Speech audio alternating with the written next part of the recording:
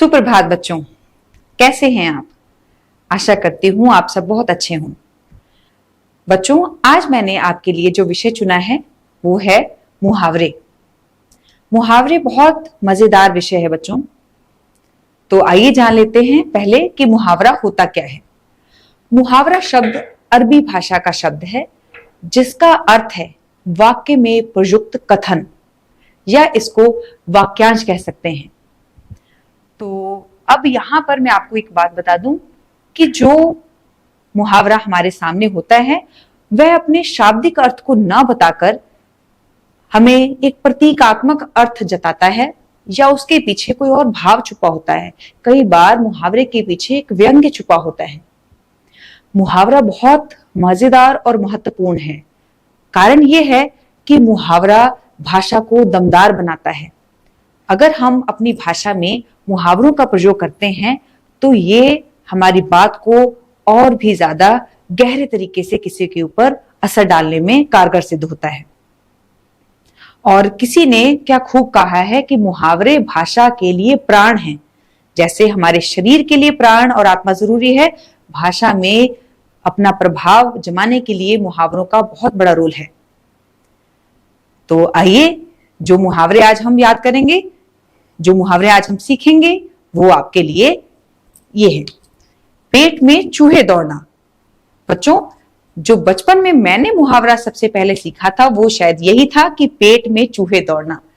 क्योंकि जब हमें बहुत भूख लगती है तो हम अक्सर कहते हैं कि मेरे पेट में तो चूहे दौड़ रहे हैं। आप समझ सकते हो कि अगर हर तरफ चूहे ही चूहे हों तो कितना हंगामा मच जाएगा, और अगर पेट में चूहे हैं तो फिर पेट में कितना हंगामा मचेगा। इसलिए इसका अर्थ क्या हुआ? बहुत भूख लगना। जी हाँ, अगला मुहावरा है आपके लिए अंगूठा दिखाना। बच्चों, यहां पर अंगूठा दिखाना शायद आपको लग रहा होगा कि YouTube के किसी वीडियो को लाइक करना। मेरी वीडियो को भी आपने लाइक जरूर करना है, लेकिन यहां पर अंगूठा दिखाना का अर्थ है किसी चीज को साफ मना कर देना। जैसे अगर हमारा कोई साथी हमारी किसी बात में मना कर दे, इनकार कर दे, तो हम कह सकते हैं कि राम ने तो मुझे अंगूठा दिखा दिया। जी हां, अगला मुहावरा है मुंह फुलाना। अब मुंह फुलाना, किसी से मुंह फुला लेते हैं जब हम, तो ये देखिए शाब्दिक अर्थ है मुंह फुलाना का। ये नहीं कि हमने मुंह में हवा भर ली। मुंह फुलाना का अर्थ यहां पर है किसी से रूठ जाना। बच्चे अक्सर अपने माता पिता से रूठ जाते हैं तो उनके लिए कहा जा सकता है कि मोहन ने या सोहन ने तो मुंह फुला रखा है। अगला मुहावरा है कलेजे का टुकड़ा। अब कलेजा शब्द जो है ये दिल के लिए है। तो अगर कोई दिल का ही टुकड़ा है तो इसका मतलब कितना प्यारा होगा वो। दिल सबसे महत्वपूर्ण अंग है हमारे शरीर का, तो अगर दिल का ही कोई टुकड़ा है तो इसका अर्थ क्या हम समझते हैं? बहुत प्यारा। जी हाँ बच्चों, इसी तरह से ये मुहावरे हमारे जीवन में कई मोड़ों पर साथ देते हैं। अगला मुहावरा है छोटा मुंह बड़ी बात। अब बच्चों, छोटा मुंह बड़ी बात, यहां पर आप कह सकते हो कि कोई अपनी उम्र से, अपने दर्जे में, अपने लेवल पर छोटा है, तो वो अगर कोई बड़ी बात कह जाए तो हम कह सकते हैं कि ये तो छोटा मुंह बड़ी बात कर रहा है। जी हाँ, तो इसमें हमारे पास जो विकल्प हैं इनमें से इसका अर्थ क्या हुआ? औकात से अधिक बोलना। तो आगे आपके लिए है हाथ धोकर पीछे पड़ना। अब बच्चों, यहां पर हाथ धोकर पीछे पड़ना का अर्थ ये नहीं है कि हमने साबुन से हाथ धो लिए और किसी के पीछे पड़ गए। यहां पर अर्थ है कि अपने सारे काम छोड़कर किसी के पीछे पड़ जाना, मतलब किसी की गतिविधियों के पीछे पड़ जाना। कोई क्या कर रहा है उसके लिए उसके पीछे लग जाना। जी हाँ, और आपके लिए अगला मुहावरा है ऊंट के मुंह में जीरा। अब बच्चों, आप ये समझ सकते हो कि अगर कोई बड़ा जानवर है उसके लिए कोई जीरे जैसी छोटी वस्तु खाने में दे दी जाए तो क्या उसका पेट भर जाएगा? तो इसीलिए कहा गया है कि भाई ऊंट के मुंह में जीरा, ये इसमें हम ये भी कह सकते हैं कि किसी बहुत ज्यादा किसी व्यक्ति को भूख लगी है और उसे खाने में बहुत कम सामान दे दिया गया, तो उस स्थिति में हम वाक्य कहेंगे कि ये तो ऊंट के मुंह में जीरे की तरह है। अब बच्चों, आपके लिए अगला मुहावरा है अंधेरे में तीर चलाना। अब आप कल्पना कर सकते हो कि अगर आप अंधेरे में तीर चलाते हो तो क्या वह अपना लक्ष्य प्राप्त कर पाएगा? जी नहीं। कारण क्योंकि जब हम व्यर्थ में प्रयास करते हैं तब हमारा प्रयास सफल नहीं होता। अंधेरे में भी तीर चलाना मुश्किल है, कोई साधारण व्यक्ति तो ऐसा कर ही नहीं सकता। इसलिए अंधेरे में तीर चलाने का अर्थ यहां पर हुआ प्रयास करना, लेकिन लक्ष्य विहीन प्रयास करना। मतलब लक्ष्य हमारा हमें दिखाई नहीं दे रहा, लेकिन हम प्रयास करे जा रहे हैं। अगला मुहावरा है बच्चों थाली का बैंगन। जी हाँ, अब थाली, अब ये आप एक प्रैक्टिकल भी कर सकते हैं। एक थाली लीजिए, उसमें एक बैंगन डालिएगा। बैंगन का आधार बड़ा गोल मटोल सा है, तो अगर थाली में हम बैंगन रखते हैं तो भला वो बैंगन टिका रहेगा? आप समझ सकते हो इस बात को। जितने हमने मुहावरे अभी पढ़े और मुहावरे शब्द का अर्थ जाना, तो आपने ये जरूर जाना होगा कि जो थाली में बैंगन का शाब्दिक अर्थ है वो ये नहीं है कि थाली में बैंगन है या थाली में बैंगन की सब्जी है। यहां पर अर्थ है कि कोई व्यक्ति जब अपने सिद्धांतों पर टिका नहीं रहता तो उसके लिए हम वाक्य प्रयुक्त करते हैं कि राम या श्याम तो थाली में बैंगन की तरह है। तो यहां पर इसका सही अर्थ क्या हुआ? सिद्धांतहीन व्यक्ति। अगला मुहावरा है आपके लिए अंधों में काना राजा। बच्चों, अंधों में काना राजा, अब इसका भी आप शाब्दिक अर्थ ना लेकर प्रतीकात्मक अर्थ समझने की अगर कोशिश करते हैं तो आप समझ जाएंगे अगर सभी अंधे हैं, वहां पर एक व्यक्ति अगर काना है तो इसका मतलब है कि वो सबसे सर्वोपरि है। अब आपने जो आपके सामने विकल्प हैं उनमें से आप समझ सकते हो कि अगर कोई व्यक्ति काना है तो वो राजा नहीं है।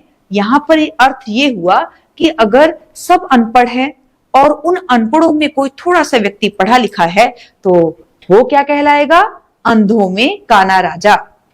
जी हाँ, और अगर कोई नासमझों की टोली है उसमें कोई थोड़ा सा समझदार है तो वो भी कहलाएगा अंधों में काना राजा। जी हाँ बच्चों, आगे आपके लिए मुहावरा है आग पर घी डालना। आप सबने कभी ना कभी हवन होता जरूर देखा होगा। अब बच्चों, हवन में जब घी डाला जाता है तो आग और फैलती है, हवन और फैलता है। तो यहां पर आप इसका प्रतीकात्मक अर्थ समझ सकते हो कि आग पर घी डालना मतलब कि अगर हम इसको जीवन में इस मुहावरे को प्रयोग कर रहे हैं तो कह सकते हैं कि राम तो हमेशा आग पर घी डालने का काम करता है। अर्थ क्या निकलेगा कि लड़ाई को और भड़काना। अगर किसी टोली में लड़ाई हो रही है, उसमें कोई ऐसी उत्साहजनक बातें कर रहा है, किसी को भड़काने वाली बातें कर रहा है, तो वहां पे कौन सा मुहावरा प्रयुक्त होगा? आग में घी डालना। जी हाँ, अब देखिए हमने अभी आग में घी डालकर लड़ाई भड़काई थी, अब हम लड़ाई को शांत करेंगे। तो इसके लिए क्या मुहावरा हो सकता है? आग में पानी डालना। तो बच्चों, अब आप समझ सकते हो कि अगर आग पर पानी डाली जाए तो आग जो है वो शांत हो जाएगी। तो आपने पिछले मुहावरे को समझा था लड़ाई भड़काने वाले, अब यहाँ पे आप समझ सकते हो कि आग में अगर पानी डाला जाए तो आग शांत होगी, मतलब लड़ाई को होने से रोकना। तो कोई व्यक्ति अगर समझदार है, धैर्यवान है, तो वो किसी अपनी धैर्यपूर्ण बातों से लड़ाई को रोकने की कोशिश करता है। वहां हम कह सकते हैं कि सोहन आग में पानी डालने की कोशिश कर रहा है। अगला मुहावरा है आपके लिए चिकना घड़ा होना। तो बच्चों, चिकना घड़ा होना, चिकनी कोई चीज है जिसका धरातल चिकना सा है, बहुत नरम सा है, तो उसके ऊपर अगर हम कोई चीज डालेंगे तो उसका टिकना मुश्किल है। तो यहां पर जो विकल्प हमारे सामने हैं उन विकल्पों में से हमारा सही उत्तर होगा असर ना होना। मतलब कोई व्यक्ति जो चिकने घड़े की तरह है तो उसको कितना भी समझाते रहो उसके ऊपर असर नहीं होगा। तो इस स्थिति में यह मुहावरा बहुत ही जचता है कि वह तो चिकने घड़े की तरह है। जी हाँ, तो अगला मुहावरा है ईंट से ईंट बजाना। तो बच्चों अब ईंट से ईंट बजाना, यहां पर आप क्या समझते हो कि दो ईंटें ली और उसको आपस में बजा दिया? जी नहीं, यहां पर ईंट से ईंट बजाना का अर्थ है सब कुछ नष्ट कर देना। ये मुहावरा अक्सर हम अपने योद्धाओं के लिए, उनका उत्साह बढ़ाने के लिए एक वाक्य के रूप में प्रयुक्त कर सकते हैं कि हमारी भारतीय सेना ने तो दुश्मन की ईंट से ईंट बजा दी। और अगला मुहावरा है आपके लिए आसमान से गिरा खजूर पर अटका। अब बच्चों देखो, हमने जितने मुहावरे सीखे थे उन सब में हमने जाना कि शब्दों का जो अर्थ है वो कुछ और है, लेकिन जो उसका प्रतीकात्मक अर्थ है वो कुछ और है। तो यहां पर आप अंदाजा लगा सकते हैं जो आपने सीखे हैं मुहावरे उनके आधार पर कि अगर कोई व्यक्ति आसमान से गिरे, बहुत ऊंचाई से गिरे, अब वो उसकी स्थिति कैसी होगी। अब लेकिन अचानक रास्ते में अगर वो खजूर पर अटक गया, खजूर का पेड़ बहुत ऊंचा होता है, अगर उस ऊंचे पेड़ पर अटक गया तो उसके मन में जो भाव होंगे वो आप समझ सकते हो कि आसमान से गिरा और खजूर पर अटका, मतलब एक मुसीबत से बचकर अगर निकला तो वो दूसरी मुसीबत में जा फंसा। तो यहां पर आपने समझा कि आसमान से गिरा खजूर पे अटका का अर्थ क्या होगा, एक मुसीबत से बचकर दूसरी मुसीबत में पड़ना। और बच्चों आपके लिए अंतिम मुहावरा है चोर की दाढ़ी में तिनका। अब देखिए कि चोर की दाढ़ी में तिनका, यहां पर चोर की दाढ़ी है या नहीं है वो बाद में बताते हैं। मैं आपको इससे जुड़ी एक छोटी सी कहानी चुटकियों में सुनाती हूं। अब चुटकियों में सुनाना या बताना या सीखना, ये भी एक मुहावरा है। जल्दी से कोई काम जब हम कर लेते हैं तो उसके लिए कह सकते हैं चुटकियों में हो गया। तो चलिए मैं जल्दी से इसकी कहानी सुना देती हूँ। अकबर बीरबल की आपने बहुत सारी कहानियां सुनी होंगी, सुनी है ना बच्चों? तो उनमें से एक कहानी ये है कि एक बार अकबर ने बीरबल की बुद्धिमत्ता को परखने के लिए चालाकी दिखाई। उसने अपनी हीरे की अंगूठी अपने दूसरे मंत्री को दे दी कि ये छुपा दो, और सभा में कहा कि बीरबल मेरी हीरे की अंगूठी चोरी हो गई है, अब इसे ढूंढने में मेरी मदद करो।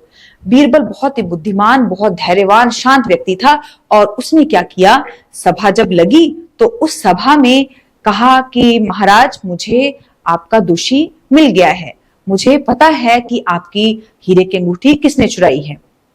अकबर पहले तो भौचक्का रह गया। भौचक्का रहना भी एक मुहावरा है बच्चों। तो पहले तो अकबर भौचक्का रह गया, फिर बाद में उसने कहा ठीक है तो बताओ किसने ली है।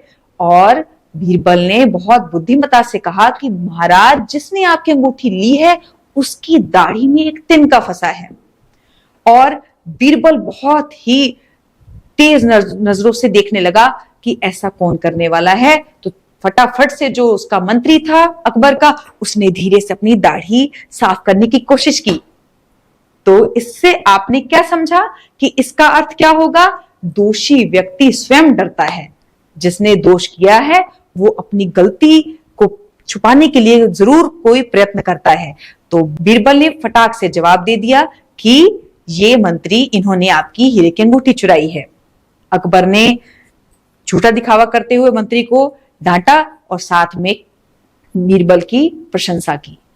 तो बच्चों आज हमने इतने मुहावरे जो सीखे हैं ये हमारे बातचीत में कई बार प्रयोग में आते हैं और हमारी बातचीत को और भी ज्यादा दमदार बना देते हैं। तो आज आप इन मुहावरों की दोहराई जरूर करिएगा और दोहराने के बाद वीडियो को लाइक शेयर करना ना भूलें। धन्यवाद।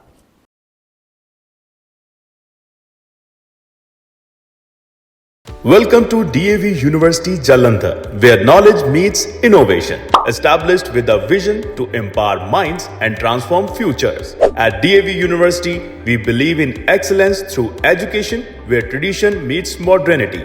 Our state-of-the-art campus and world-class faculty ensure a nourishing environment for academic growth and personal development. Join us at DAV University Jalandhar and embark on a journey of discovery and success. Dare to dream, achieve greatness. DAV University Jalandhar. Discover your potential.